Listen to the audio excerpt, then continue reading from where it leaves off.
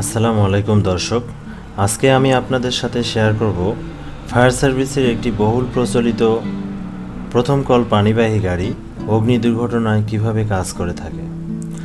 আমরা প্রথমে মেইন পাম্পের বিভিন্ন যন্ত্রাংশের সাথে পরিচিত হব।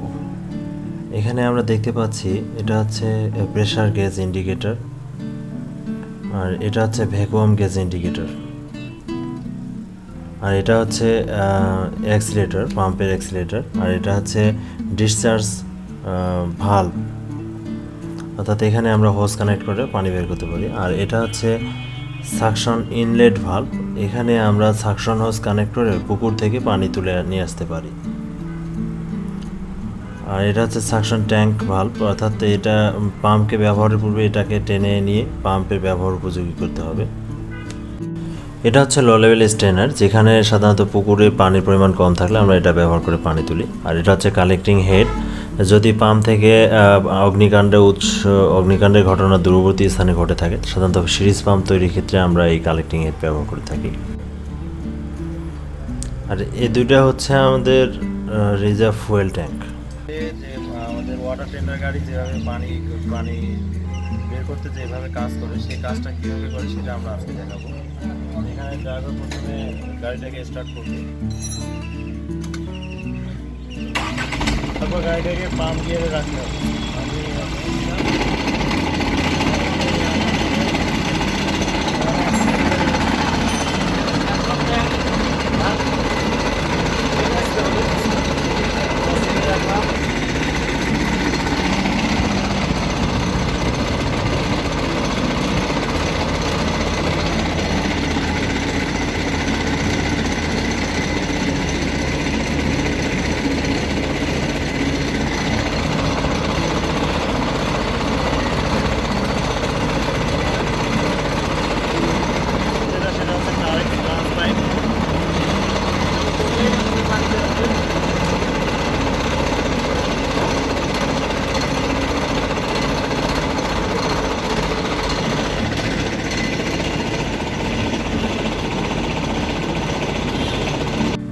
এটা হচ্ছে টারেক্স ব্রাঞ্চ পাইপের জেট আকার, এটা বিভিন্ন আকারে রূপান্তরিত করা যায়।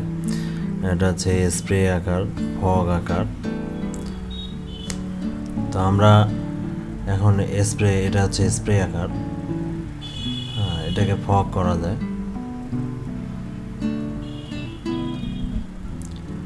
অর্থাৎ এই ব্রাঞ্চ পাইপটিকে আমরা বিভিন্নভাবে ব্যবহার করতে পারি বিভিন্ন সময়ে।